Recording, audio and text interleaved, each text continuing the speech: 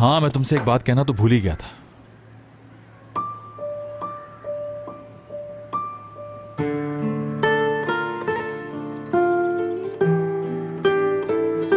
मैंने कुछ खाने के लिए भी ऑर्डर किया कॉफी के साथ, वो भी ले आना। जी मैंने देख लिया है।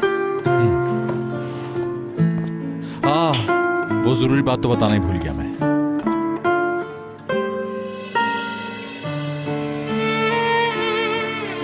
ये बात रात में ही कह देता, लेकिन उस वक्त दिमाग से निकल गई। वही। मैं गलत था। किस बारे में?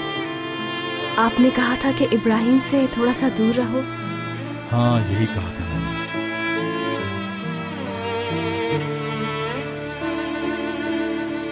तुम्हें लेके मैं कुछ ज्यादा ही सोचने लग जाता हूं, क्योंकि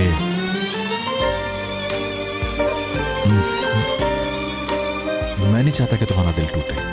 और हाँ, और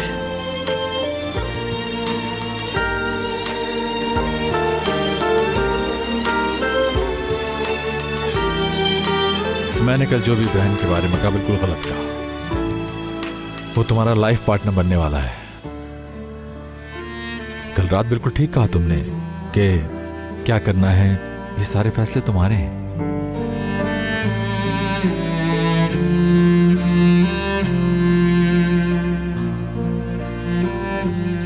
कॉफी मैं ले जाता हूं, बाकी खाने की चीजें तुम ले आओ ट्रे में रख के।